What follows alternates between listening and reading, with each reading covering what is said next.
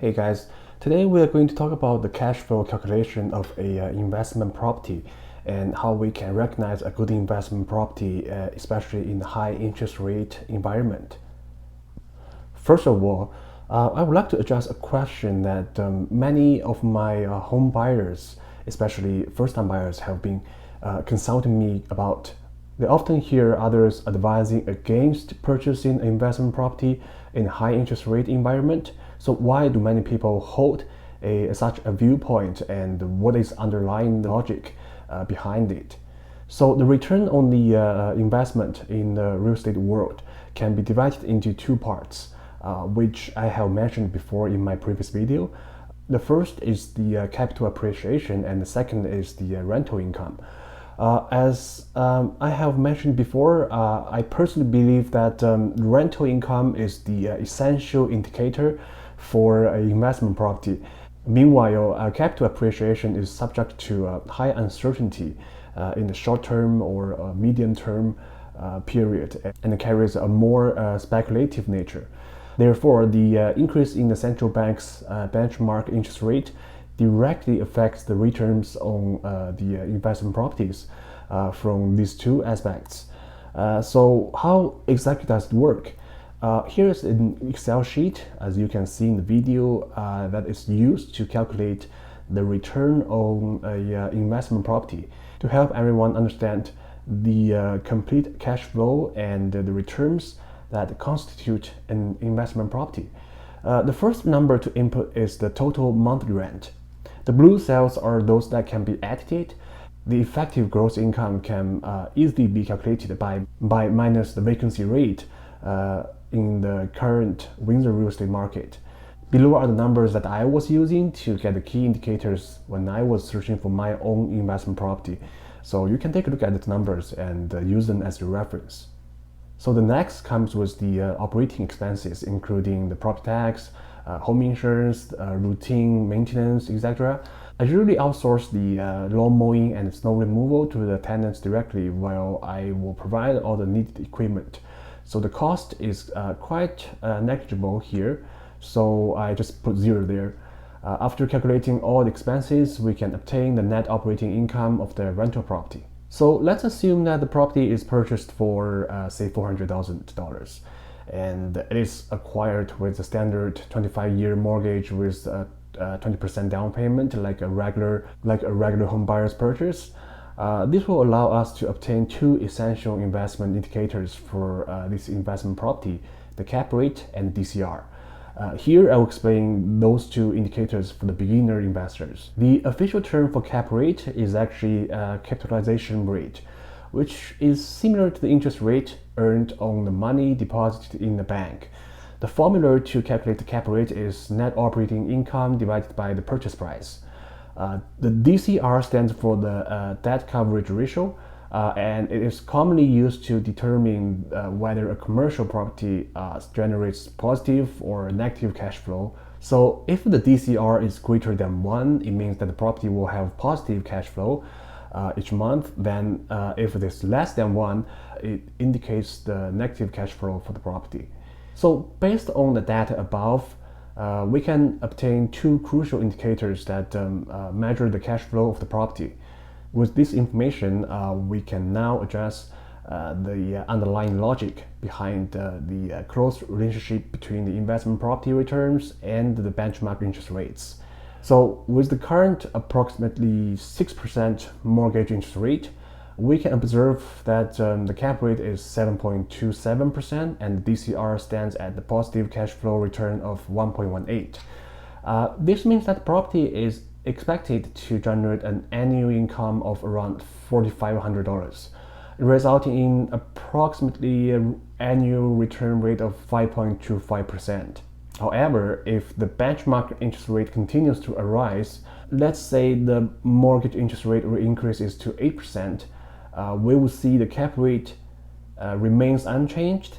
This indicator only considers the property's income and does not account for borrowing costs. However, the DCR instead would drop to 0.99, leading to a negative cash flow of $215 per year, resulting in a negative return rate of minus 0.25%.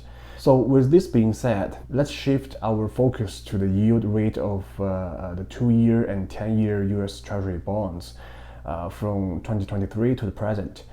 The former fluctuates between approximately 4% to 5%, while the latter fluctuates between approximately 3.25% to 4%. As known to most people, US Treasury bonds are widely recognized as the risk-free rates, given the backing of the US government. When the above-mentioned mortgage interest rate is at 6%, the return on the real estate investment, at this case, will be 5.25%, kind of marginally outperforms the yield of the US Treasury bonds. However, if the benchmark interest rates continue to rise, the yield rates of US Treasury bonds will also continue to rise. Meanwhile, the core indicator of real estate investment DCR will experience a significant decline. This will result in a drastic contraction of the return on this investment property, resulting in a huge underperformance of such investment. So this illustrates the fundamental connection between the investment property returns and the benchmark interest rates. This explanation also addresses the earlier question posed by buyers about why it is advisable to refrain from purchasing an investment property in a high interest rate environment. However, in my previous explanation, for the sake of simplifying the representation of the investment property cash flow, I intentionally overlooked two crucial points. Firstly, within the monthly mortgage payment made by the buyer, apart from loan interest, there is also a portion dedicated to the principal repayment. Secondly, another component of the property return is the appreciation in the value of the property itself. So back to my previous example, the Excel sheet will calculate, based on the bank's loan algorithm, that $6,630 of the annual mortgage payment goes towards the principal repayment. Additionally, assuming that the Canadian real estate market's long-term average appreciation rate is equal to the inflation rate, which is around 2%, then the property's annual appreciation would be approximately $8,000. Even though in reality, based on the average price trends of Canadian real estate market over the past 40 years, the annual growth rate is actually more than 2%. But just for this example, let's say just it's 2%. Okay, so taking these two factors into consideration, the investment project would actually bring you approximately $19,000 in value annually. This initial investment in this investment property, considering all the expenses, would be around $86,000. Consequently, the calculated annual return on the investment for this project would be approximately 22%.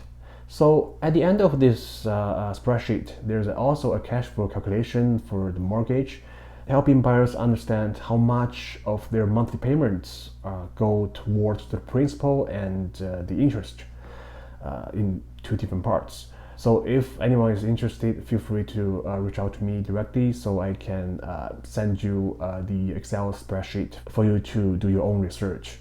So of course, the spreadsheet does not factor in the costs associated with selling the property in the future because the capital gain tax is directly linked to the homeowner's personal income level. As a result, an accurate value cannot be determined. The previously calculated return of around 22% is merely a simple numerical projection, and no definitive conclusions can be drawn without actually selling the property. It is clear that the transaction cost for buying and selling properties are much higher than other regular commodities, which is why I would advise my clients to be prepared for a long-term ownership. What's more is that the long-term real estate trends in Canada have shown significant fluctuations in the housing prices. So timing the sale of property becomes particularly important. This timing does not represent speculating or predicting the market. It means that you have to wait until the right time comes up to sell your property. By doing that, you can maximize the best value out of this property. So in a stagnant or even sagging housing market, it is quite essential to hold on to the property firmly and avoid being forced to sell at a loss. That's why I repeatedly emphasize that having a positive cash flow from the property itself is a critically important indicator. In the long run, the prices of all commodities tend to revert to its intrinsic value. This principle aligns with the teachings of Benjamin Graham, known as the father of value investing, who always says, in the short run, the market is a voting machine, but in the long run, it is always a weighing machine. So the long-term value of the real estate relies on fundamentals. While interest rate hikes strike, the entire financial market's fundamentals are changed. Many individuals might be compelled to sell their properties due to deteriorating cash flow, and even numerous small and medium-sized banks in the United States nowadays are facing bankruptcies during such interest rate surges. On the other hand, those who rely on real estate assets to improve their cash flow rather than being burdened by real estate liabilities can successfully weather the financial storms and achieve the true financial freedom. Okay, that's everything for today. Thanks so much for watching. Bye.